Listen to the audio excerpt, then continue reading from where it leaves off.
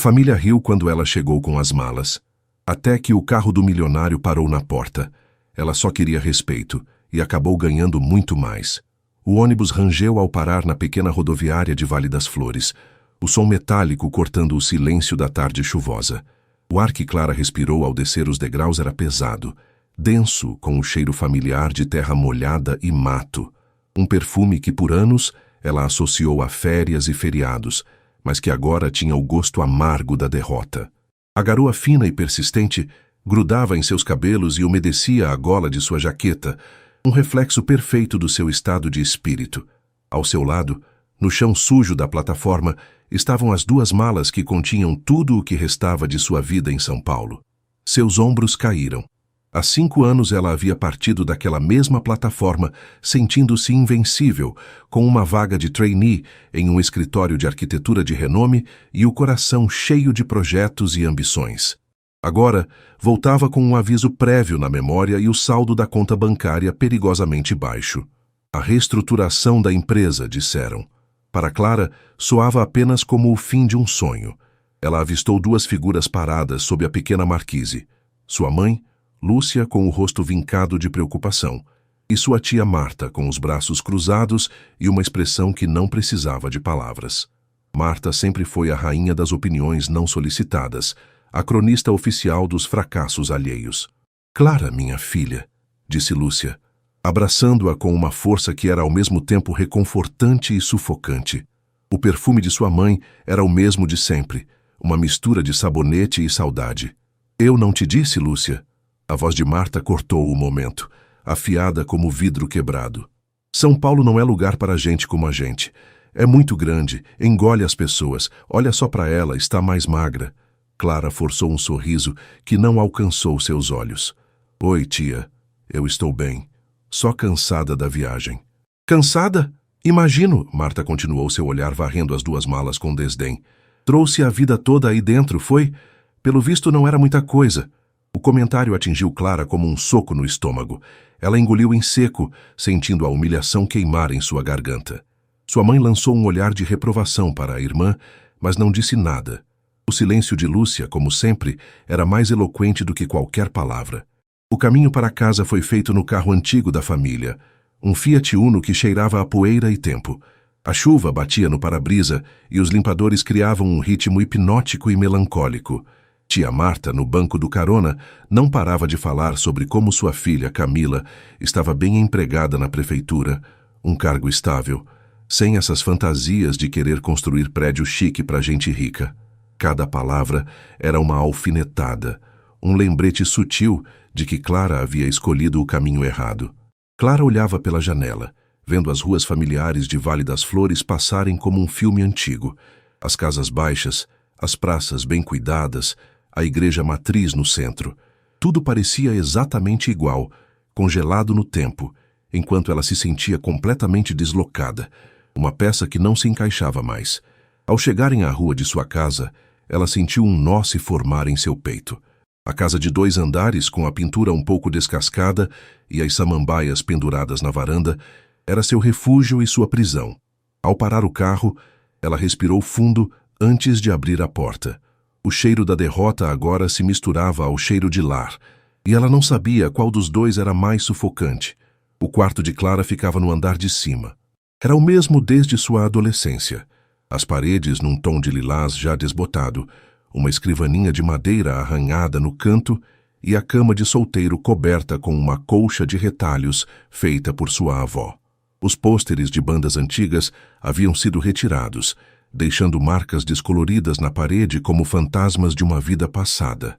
Ao jogar as malas no chão, o som ecoou no silêncio do cômodo, sublinhando seu vazio. Ali, cercada por sua própria história, ela nunca se sentiu tão perdida.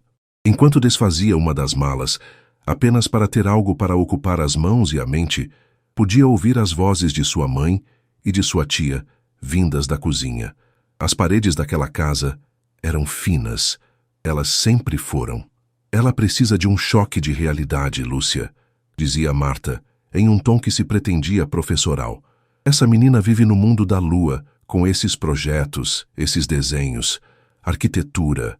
Por que não fez um concurso público como a Camila? Pelo menos teria estabilidade. Deixa a menina respirar, Marta. Ela acabou de chegar. A voz de sua mãe era um sussurro cansado, sem força para uma verdadeira discussão. Respirar? Ela precisa é acordar. Amanhã mesmo vou ver se consigo algo para ela na loja do seu Afonso. Pelo menos ganha um salário mínimo e para de sonhar acordada. Clara fechou os olhos, apertando uma blusa entre os dedos. A loja do seu Afonso. Vender tecidos e aviamentos no balcão. A imagem era tão desoladora que fez seu estômago revirar. Não era esnobismo. Era o luto por seu sonho. Ela havia estudado por 5 anos, passado noites em claro em projetos, aprendido a usar softwares complexos, tudo para acabar vendendo botões. A bondade de sua tia era uma forma cruel de agressão. O jantar foi um exercício de autocontrole. Camila, sua prima, estava lá, radiante com seu cargo na Secretaria de Urbanismo. Ela falava sem parar sobre a aprovação de alvarás e a burocracia do dia a dia, lançando olhares de superioridade disfarçada para Clara. É um trabalho tranquilo, sabe, prima? Sem estresse. Salário garantido todo dia 5, disse Camila, enquanto cortava um pedaço de frango. A cidade está precisando de gente competente. Talvez você pudesse tentar uma vaga de recepcionista lá. Pelo menos estaria perto da área. Clara apenas murmurou um "vou pensar", empurrando a comida no prato. O apetite havia desaparecido. Mais tarde, de volta à segurança claustrofóbica de seu quarto, ela abriu o notebook. A tela iluminou seu rosto, destacando as olheiras que não estavam ali há alguns meses. Por puro hábito, abriu seu portfólio digital. Lá estavam seus projetos. Renderizações 3D de edifícios modernos, plantas baixas detalhadas de casas sustentáveis, o projeto de interiores de um café que lhe rendeu um prêmio na faculdade. Eram provas de que ela não era um fracasso, de que tinha talento. Mas talento não pagava as contas. Desanimada, ela abriu um site de classificados locais, esperando encontrar no máximo anúncios de vagas para vendedora ou auxiliar administrativa. Rolou a página sem muito interesse, até que um pequeno anúncio quase perdido no meio de tantos outros chamou sua atenção. Era discreto, com uma linguagem surpreendentemente profissional. Busca-se arquiteto ou designer para consultoria em projeto inovador de revitalização de propriedade histórica na região de Vale das Flores. Exige-se portfólio e criatividade. Enviar currículo para o e-mail abaixo. Não havia nome da empresa, nem detalhes do salário. Era vago, quase suspeito, mas as palavras projeto inovador e revitalização acenderam uma minúscula faísca dentro dela. Era uma chance, por menor que fosse, de fazer o que amava. Sem pensar 2 vezes, ela começou a redigir um e-mail, anexando seu currículo e o link para seu portfólio. Era um tiro no escuro, uma última tentativa desesperada de provar a si mesma e à sua família que ela não estava acabada. Os dias que se seguiram ao envio do e-mail foram uma tortura lenta e silenciosa. Cada manhã, Clara acordava com uma pontada de esperança. Corria para o notebook e era recebida pela mesma caixa de entrada vazia. A pequena chama que o anúncio havia acendido dentro dela tremeluzia, ameaçando se apagar a cada hora que passava. A rotina na casa da mãe se instalou como uma névoa densa. Ajudar nas tarefas domésticas, ouvir os longos e detalhados relatos de sua prima Camila sobre as fofocas da prefeitura e, principalmente, desviar-se das tentativas bem-intencionadas, porém sufocantes, de sua tia Marta de arrumar sua vida. Na quarta-feira, a ofensiva de Marta se materializou. Ela chegou para o almoço com um sorriso triunfante, agitando um pedaço de papel. "Boas notícias, sobrinha. Falei com o seu Afonso. Ele disse que você pode começar na segunda-feira. O salário não é grande coisa, mas é um trabalho honesto. Bom para não ficar parada, pensando besteira." Clara sentiu o ar faltar em seus pulmões. O cheiro de feijão cozinhando na cozinha de repente tornou-se enjoativo. Ela olhou para a mãe buscando apoio, mas Lúcia apenas ofereceu um sorriso fraco, um gesto que dizia: "Seja grata, não crie problemas." "Eu agradeço, tia. De verdade. Mas eu ainda estou procurando algo na minha área", Clara disse, a voz mais baixa do que pretendia. "Sua área?" Marta riu, um som seco e sem humor. "Querida, Sua área ficou em São Paulo. Aqui em Vale das Flores, as pessoas precisam de telhados que não gotejem, não de projetos cheios de vidro e concreto. Às vezes a gente precisa descer do salto. Camila também não começou no topo, não é, filha? Camila, que até então lixava as unhas com desinteresse, ergueu os olhos. É verdade, prima. A gente começa de baixo. E o importante é ter quem te indique, fazer contatos. O seu Afonso é muito influente aqui. O resto do almoço passou em um borrão. Clara comia mecanicamente, sentindo o peso do olhar de pena de sua família sobre ela. Eles não eram maus, ela sabia. Apenas não conseguiam entender ou talvez não quisessem que para ela aceitar aquele emprego seria como assinar sua própria sentença de morte profissional. Seria admitir que eles estavam certos o tempo todo. Na sexta-feira, ela já havia perdido quase toda a esperança. A vaga misteriosa provavelmente já havia sido preenchida. Talvez fosse um anúncio falso. Sua mente criava 1000 cenários, todos eles terminando com ela atrás do balcão da loja de tecidos, medindo metros de chita para as costureiras da cidade.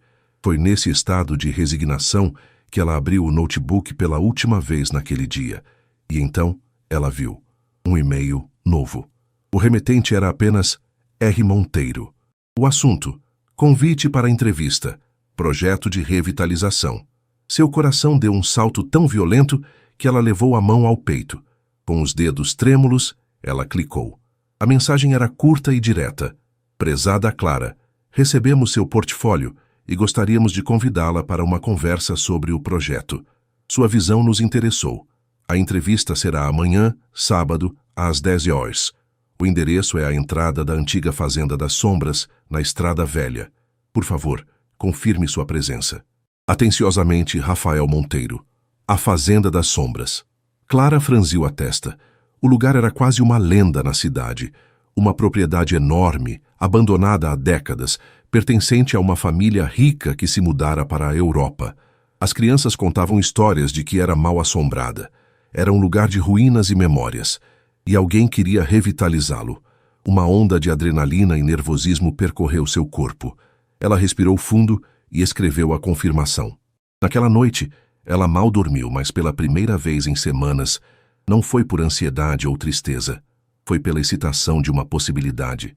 Enquanto o resto da casa dormia, Clara estava acordada, revisando seus projetos, imaginando o que poderia fazer com um lugar cheio de história.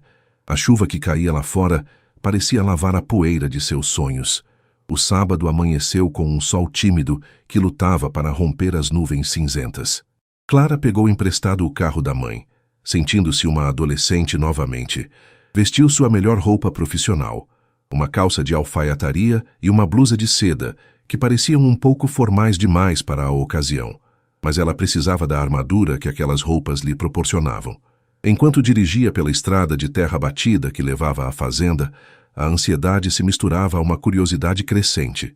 O portão de ferro forjado, enferrujado e imponente estava entreaberto. Ao lado, um homem estava encostado em uma picape robusta e coberta de lama. Ele usava calças jeans gastas, uma camisa de flanela e botas sujas de barro. Seu cabelo estava um pouco despenteado pelo vento e ele tinha uma barba por fazer de alguns dias. Clara presumiu que fosse um capataz ou um funcionário esperando para levá-la até o local da entrevista. Ela estacionou o Uno e desceu, ajeitando a bolsa no ombro.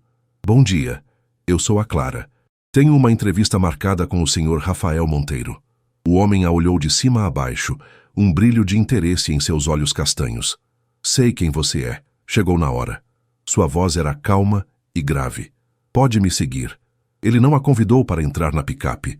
Simplesmente começou a caminhar por uma alameda de árvores centenárias, que levava à casa principal.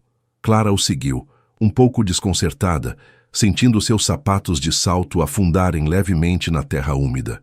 O silêncio era quebrado apenas pelo som dos seus passos e pelo canto distante dos pássaros. A grandiosidade do lugar era de tirar o fôlego. A casa principal, embora em estado de abandono, ainda mantinha uma elegância decadente, com suas colunas imponentes e janelas altas e empoeiradas. A era cobria parte das paredes, como se a natureza estivesse tentando reclamar o que era seu. É impressionante, não é? Disse o homem, parando de repente e se virando para ela. É mais do que isso, respondeu Clara. seus olhos de arquiteta analisando cada detalhe. A estrutura é sólida. A simetria, a forma como foi construída para aproveitar a luz natural. É um crime deixar um lugar como este morrer. Ele sorriu. Um sorriso genuíno que iluminou seu rosto. Foi exatamente o que eu pensei. Então, me diga, senhorita arquiteta de São Paulo, o que você vê aqui? A pergunta a pegou de surpresa. Não era uma pergunta de entrevista padrão. Era um desafio. Clara olhou ao redor, não vendo apenas ruínas, mas potencial. Eu vejo um diálogo, começou ela, sentindo a paixão pela sua profissão voltar com força total. Eu vejo a possibilidade de restaurar a fachada, de honrar a história que essas paredes contêm. Mas por dentro, eu vejo espaços abertos, vidro, aço cortem, uma intervenção moderna que não apaga o passado, mas conversa com ele. Eu usaria a madeira original das vigas caídas para criar móveis. Abriria essas janelas para que a luz inunde os cômodos. Eu integraria a paisagem lá fora com o interior, para que a fazenda não seja apenas um prédio, mas uma experiência. Ela falou por vários minutos, gesticulando, apontando, a empolgação tornando sua voz firme e clara. Quando terminou, estava sem fôlego. O homem a observava com uma intensidade que a fez corar. Sua visão é exatamente o que eu procurava, disse ele finalmente. Você não quer apenas reformar. Você quer dar uma alma nova a este lugar. Obrigada. Fico feliz que o Sr. Monteiro pense assim. Ela começou, mas ele a interrompeu. Eu sou Rafael Monteiro, disse ele, estendendo a mão suja de terra para ela. Clara ficou paralisada por um segundo, o cérebro tentando processar a informação. Aquele homem de aparência simples, rústica, era o misterioso investidor. Ela apertou sua mão, sentindo a firmeza e o calor de seu aperto. Você, ela gaguejou. Eu pensei que eu seria um velho de terno e gravata. Ele completou com um sorriso divertido. Prefiro gastar meu dinheiro em projetos do que em roupas e gosto de sujar as mãos. O trabalho é seu, Clara, se você o quiser. Naquele momento, sob o sol que finalmente vencera as nuvens, em frente a uma mansão em ruínas que continha a promessa de um futuro brilhante, Clara sentiu como se estivesse, pela primeira vez em muito tempo, exatamente onde deveria estar. Clara dirigiu de volta para casa com o som do rádio desligado, preferindo o zumbido do motor do Uno a qualquer melodia. Sua mente estava a 1000 por hora, repassando cada momento daquela manhã.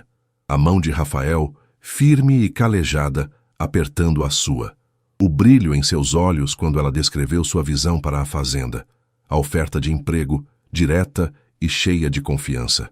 Uma risada escapou de seus lábios. Um som genuíno de pura e incrédula alegria. Pela primeira vez em meses, o futuro não parecia um abismo escuro, mas sim uma tela em branco, pronta para ser preenchida. Ao estacionar em frente à casa, a euforia deu lugar a uma pontada de nervosismo. Ela sabia o que a esperava lá dentro.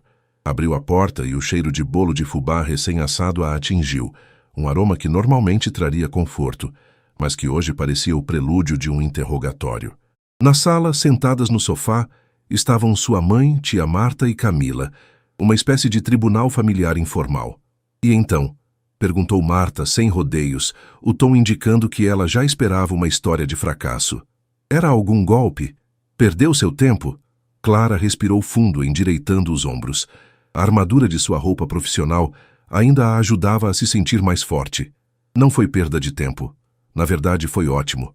Eu consegui o trabalho. Um silêncio momentâneo pairou na sala. Lúcia, sua mãe, foi a primeira a reagir com um sorriso hesitante. Sério, filha? Que bom, e como é? É um escritório? Não exatamente, disse Clara, tentando controlar a empolgação em sua voz. É para o projeto de revitalização da Fazenda das Sombras. Aquele lugar caindo aos pedaços? Camila zombou, olhando para as unhas perfeitamente pintadas. Vai fazer o que lá? Espantar fantasma? Vou liderar o projeto de arquitetura, Clara respondeu, a voz firme, ignorando a provocação. Marta estreitou os olhos. Liderar sozinha? E quem é esse tal Monteiro que te contratou? É de família conhecida? Tem empresa registrada? Clara sentiu a defensiva subir por sua espinha. O nome dele é Rafael Monteiro. E sim, ele é o dono do projeto. Eu o conheci hoje. Ah, então você aceitou um trabalho de um completo estranho, num lugar abandonado, sem nem saber de onde ele veio? O tom de Marta era uma mistura de escárnio e falsa preocupação. Minha filha, que ingenuidade. E o salário? Ele te ofereceu um contrato, carteira assinada? Ou é só palavra? Cada pergunta era uma agulha, perfurando a bolha de felicidade de Clara. Eram as mesmas preocupações que, se ela fosse honesta consigo mesma, teriam surgido em sua mente se não estivesse tão encantada com o projeto. Nós vamos acertar os detalhes do contrato na segunda-feira, ela disse, omitindo que a oferta havia sido verbal. E ele me pareceu muito profissional e sério. Profissional? Marta riu. Como ele estava vestido, terno importado, carro de luxo? Clara hesitou. Ele estava confortável. Usava jeans e uma camisa xadrez. O olhar que Marta e Camila trocaram foi fulminante. Dizia tudo. Nós te avisamos. Ela caiu no conto de um aventureiro qualquer. Clara, pelo amor de Deus, disse Marta, levantando-se. Você recusa um emprego certo na loja do seu Afonso, um homem respeitado na cidade, para se meter a trabalhar para um Zé Ninguém de bota suja no meio do mato? Você perdeu o juízo? Ele não é um Zé Ninguém. Clara explodiu, sua voz finalmente se quebrando. Vocês não sabem nada sobre ele ou sobre o projeto. Vocês ao menos podem tentar ficar felizes por mim, uma única vez. Sem esperar resposta, ela subiu as escadas correndo, as lágrimas de frustração queimando seus olhos. Trancou-se no quarto, o bolo de fubá agora com um cheiro enjoativo em suas narinas. A alegria de horas atrás parecia um sonho distante. Ela se jogou na cama, o peso da descrença de sua família esmagando-a. Talvez elas estivessem certas. Talvez ela fosse apenas uma tola sonhadora. Foi então que seu celular vibrou. Uma notificação de e-mail. O remetente era R. Monteiro. Com o coração na mão, ela abriu. Era um documento em PDF. Proposta de contrato de prestação de serviços. Clara Medeiros. E abaixo uma mensagem curta. Clara, segue a minuta do nosso acordo como prometido. Os valores são uma base inicial. Podemos discutir na segunda. Mal posso esperar para começarmos a transformar poeira em potencial. Bom fim de semana, Rafael. Ela abriu o arquivo. O salário proposto era o triplo do que ela ganhava em São Paulo. Seus olhos se arregalaram. Não era um sonho. Era real. E naquele momento, as vozes de sua tia e de sua prima na sua cabeça se tornaram apenas um ruído insignificante. A segunda-feira chegou com a promessa de um novo começo. Clara acordou antes do despertador. Uma energia que ela não sentia há muito tempo pulsando em suas veias. Ignorou os olhares de desconfiança na mesa do café da manhã e saiu com uma confiança renovada. O contrato assinado digitalmente estava salvo em seu e-mail, um talismã contra qualquer dúvida. Ao chegar na fazenda, o portão já estava aberto. A picape de Rafael estava estacionada perto da casa principal, e ele estava agachado ao lado de uma parede, examinando os tijolos antigos. Ao ouvi-la se aproximar, ele se levantou e sorriu. Hoje, ele usava uma camiseta simples e jeans, e havia um lápis de carpinteiro atrás de sua orelha. Bom dia, arquiteta. Pronta para sujar as mãos? Nasci pronta, ela respondeu sorrindo de volta. Rafael a levou para dentro, para uma das salas menos danificadas do térreo. No centro, havia uma grande prancha de madeira equilibrada sobre 2 cavaletes, servindo como uma mesa improvisada. Sobre ela, um notebook, alguns rolos de papel e 2 garrafas de água. Nosso quartel-general, ele anunciou. Não é exatamente um escritório de design na Faria Lima, mas o café é por minha conta. Ele apontou para uma garrafa térmica e 2 canecas. Clara riu. É perfeito. Ótimo, porque temos nosso primeiro grande problema, disse ele, seu tom ficando sério. Ele desenrolou um dos papéis sobre a mesa. Era uma cópia de uma planta antiga, manchada de umidade e com partes ilegíveis. Estas são as plantas originais que consegui no cartório da cidade. São de 1890. Infelizmente, um vazamento no arquivo as danificou. Muitas medidas e detalhes estruturais se perderam. Clara se inclinou sobre o papel, seus dedos traçando as linhas desbotadas. Sem as medidas exatas, não posso começar os desenhos no computador. E sem os desenhos, não conseguimos os alvarás para a reforma. Exato, disse Rafael, cruzando os braços. Temos 2 opções. Contratar uma equipe de topografia cara e esperar semanas pelo resultado, ou ele a olhou com um brilho desafiador nos olhos. Clara entendeu na hora. Ou nós mesmos medimos tudo. O sorriso de Rafael se alargou. Eu sabia que tinha contratado a pessoa certa. O resto do dia foi um mergulho profundo na poeira e na história. Armados com trenas, blocos de anotações e lanternas, eles se moveram cômodo por cômodo, do porão úmido ao sótão cheio de teias de aranha. Foi um trabalho árduo e meticuloso. Clara ditava as medidas, e Rafael as anotava em um esboço que ele fazia à mão livre. Eles trabalhavam em uma sincronia surpreendente, um entendendo o que o outro precisava antes mesmo que fosse dito. Em meio ao trabalho, eles conversavam. Clara descobriu que a família de Rafael era do mercado financeiro, mas que ele sempre se sentira um peixe fora d'água. Ele vendeu sua parte na empresa do pai para investir em projetos que tivessem uma alma, como ele dizia. A fazenda era o primeiro e mais importante deles. Meus consultores acham que estou louco, ele confessou, enquanto segurava a ponta de uma trena no alto de uma parede. Dizem que o retorno sobre o investimento é muito arriscado, mas eles só veem números. Eles não veem isso. Ele gesticulou para o salão principal, onde um feixe de sol entrava por uma janela quebrada, iluminando as partículas de poeira que dançavam no ar. Eu vejo, disse Clara, a voz suave. Eu vejo exatamente o que você vê. No final da tarde, estavam exaustos, sujos de poeira da cabeça aos pés, mas com um caderno cheio de anotações e um sentimento de realização. Sentaram-se nos degraus da varanda, observando o sol começar a se pôr, pintando o céu com tons de laranja e rosa. Obrigado por hoje, Clara, disse Rafael olhando para ela. Eu não conseguiria fazer isso sem você. É o meu trabalho, ela respondeu, mas seu coração acelerou com a sinceridade na voz dele. Não, é mais do que isso, ele insistiu. Você acredita neste lugar tanto quanto eu. Naquele silêncio confortável que se seguiu, enquanto o dia se transformava em noite, Clara percebeu que não estava apenas construindo um projeto, estava construindo uma conexão. E isso era muito mais valioso do que qualquer salário ou aprovação familiar. Nos dias seguintes, a Fazenda das Sombras tornou-se o universo de Clara. As manhãs eram dedicadas ao trabalho de campo, inspecionando vigas, analisando a integridade das fundações e descobrindo detalhes arquitetônicos escondidos sob camadas de poeira e tempo. As tardes e noites eram passadas em seu quarto, que ela transformara em um estúdio improvisado. O barulho das conversas na sala de estar era abafado pelo som de sua música, nos fones de ouvido e pela sua concentração absoluta. Com as medidas que ela e Rafael haviam tirado, Clara começou a dar vida ao projeto no mundo digital. As linhas no papel se transformaram em paredes tridimensionais na tela de seu notebook. Ela não estava apenas reconstruindo, estava reimaginando. A fachada histórica foi meticulosamente recriada em todos os seus detalhes, mas os interiores ganharam vida com um design contemporâneo e funcional. Ela projetou um pátio interno com um teto de vidro retrátil, transformou o antigo celeiro em um estúdio de arte com pé direito duplo e integrou painéis solares de forma tão sutil no telhado que eram quase invisíveis. A cada noite, ela ia dormir exausta, mas com a alma vibrando de propósito. Na quinta-feira, ela chamou Rafael para ver os primeiros esboços. Ele se inclinou sobre o notebook na mesa improvisada, seus ombros quase tocando os dela.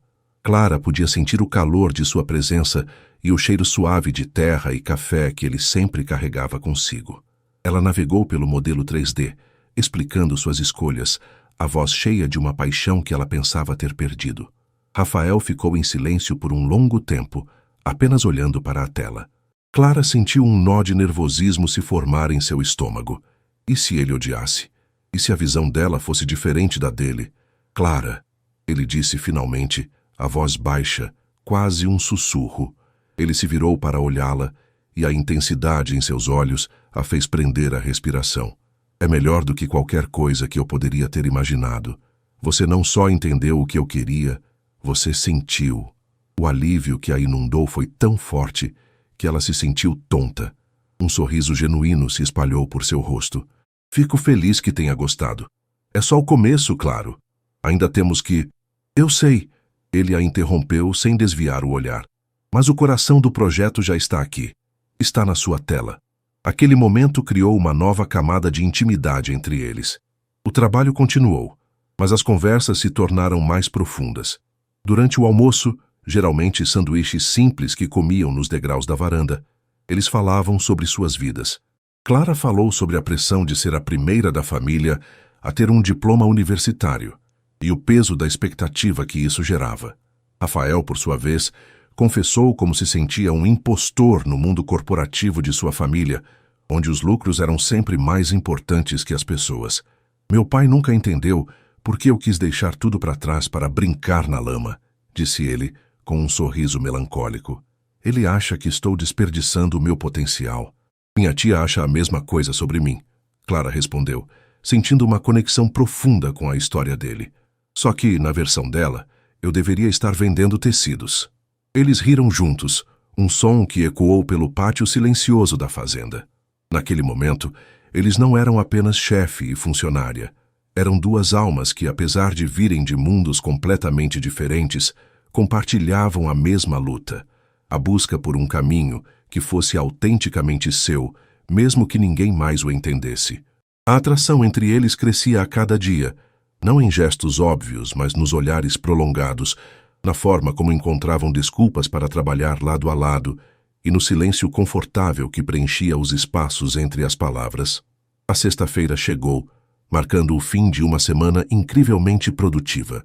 Eles haviam finalizado o levantamento estrutural e Clara já tinha a base de todo o projeto digital pronta para ser detalhada. O dia foi longo, e quando terminaram o céu já estava tingido de tons de roxo.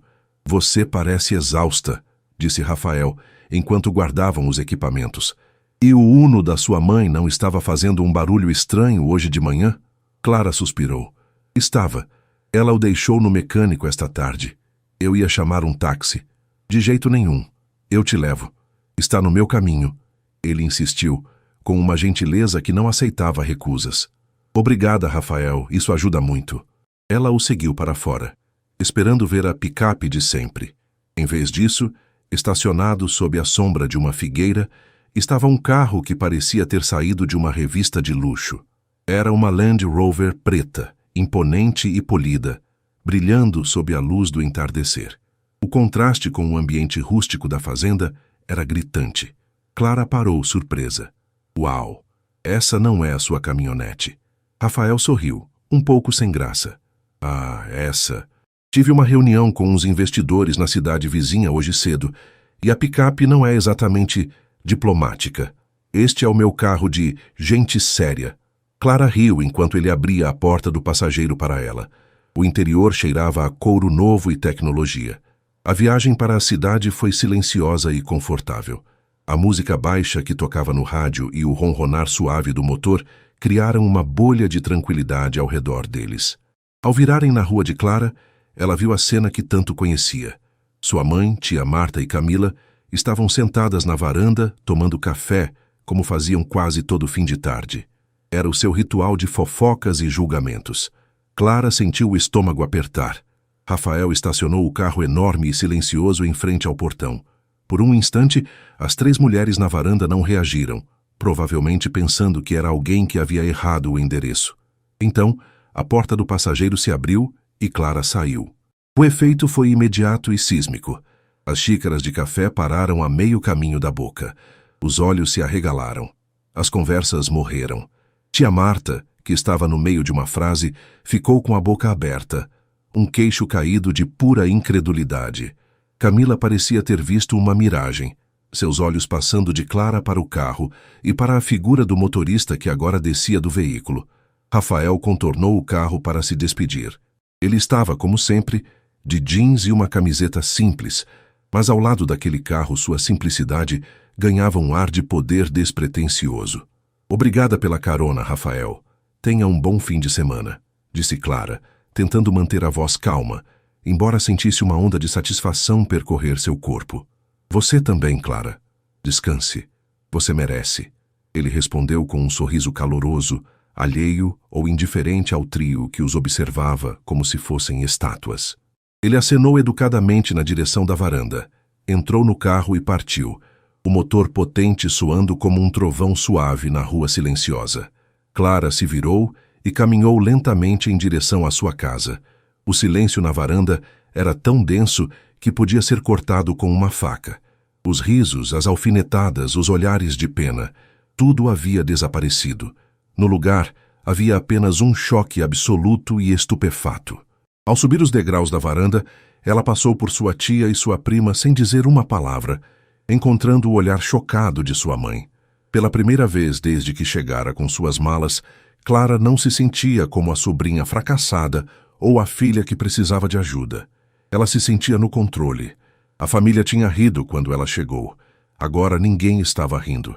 O som do motor da Land Rover desapareceu na rua, mas o silêncio que deixou para trás era ensurdecedor.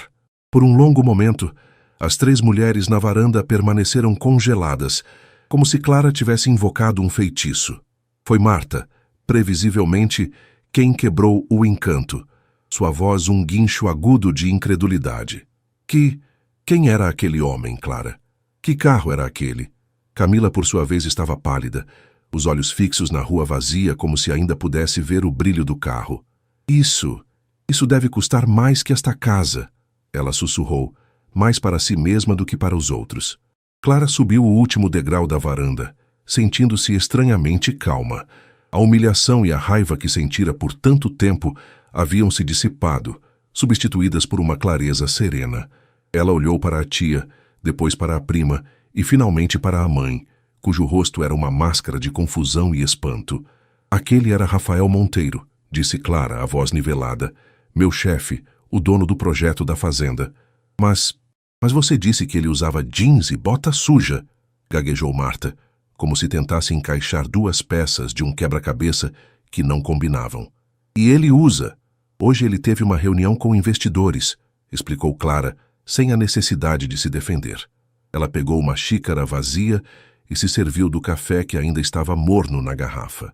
O gesto era casual, mas o poder que ele continha era imenso. Ela não estava mais pedindo um lugar à mesa, estava tomando o seu. Homem rico assim não se mistura com a gente do nada, Clara. Marta continuou, a desconfiança substituindo o choque. Era sua última linha de defesa. Tome cuidado, esses homens são cheios de manias, de segundas intenções. Clara tomou um gole de café.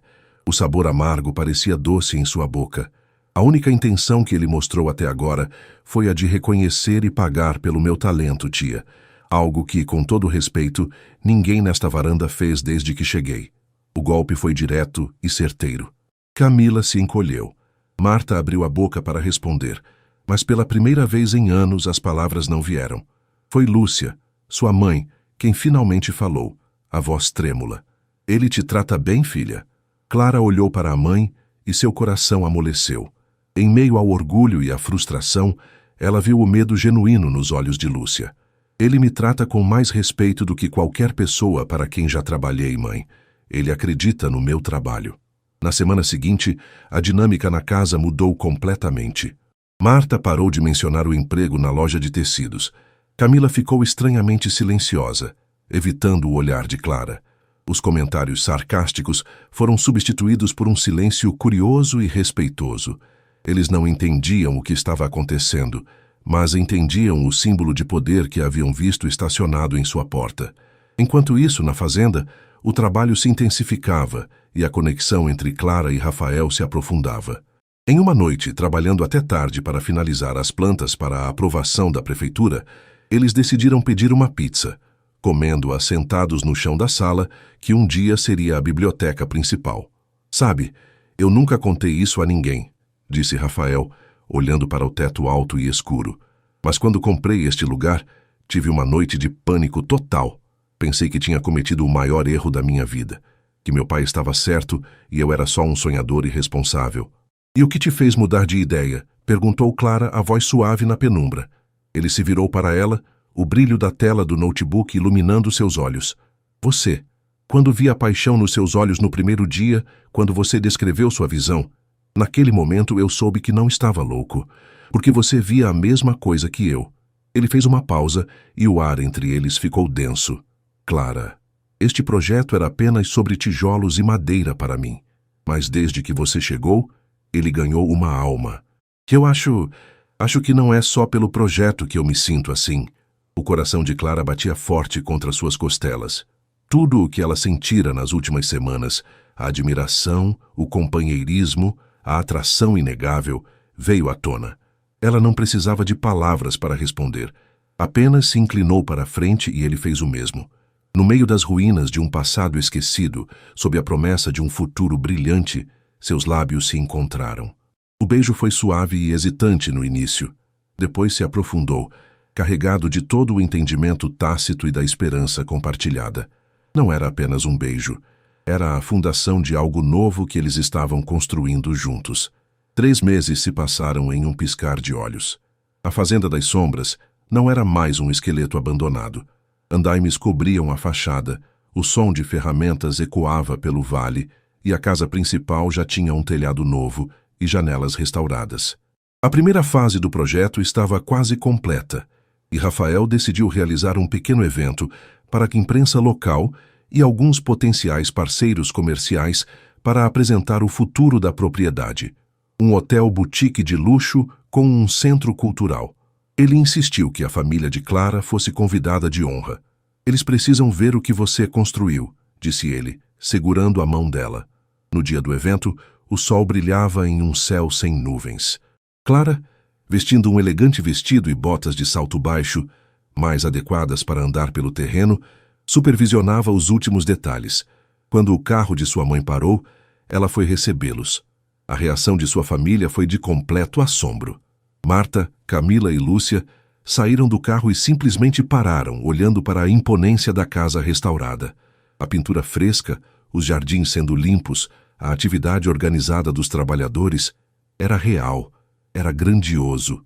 Clara, Lúcia sussurrou, os olhos cheios de lágrimas. Você fez isso. Nós fizemos, corrigiu Clara sorrindo. Camila olhava ao redor, seu ar de superioridade completamente desmantelado, substituído por uma admiração relutante. É incrível, prima. De verdade. Até mesmo Marta parecia sem palavras. Ela olhou para a sobrinha, não mais como a menina sonhadora que havia fracassado, mas como uma mulher poderosa e realizada. Eu sempre soube que você era teimosa o suficiente para conseguir o que queria, disse ela, em uma tentativa desajeitada de transformar suas críticas passadas em um elogio. Clara apenas sorriu e aceitou o ramo de oliveira. Rafael se aproximou, passando o braço pela cintura de Clara de uma forma natural e protetora. Ele cumprimentou a família dela com um calor genuíno, tratando-as com uma cortesia que as deixou visivelmente desarmadas. Mais tarde, em um breve discurso para os convidados no grande salão, com as novas vigas de madeira expostas acima deles, Rafael começou a falar sobre o projeto. Ele falou sobre a história, sobre o investimento, sobre o futuro. Mas nada disso seria possível, ele disse, sua voz ressoando pelo espaço, sem a visão, o talento e a alma de uma pessoa. Este projeto tinha potencial, mas foi a nossa arquiteta-chefe, Clara Medeiros, que o transformou em realidade. Ele se virou para Clara, que estava ao lado do pequeno palco, e estendeu a mão para ela. Todos os olhos se voltaram para ela.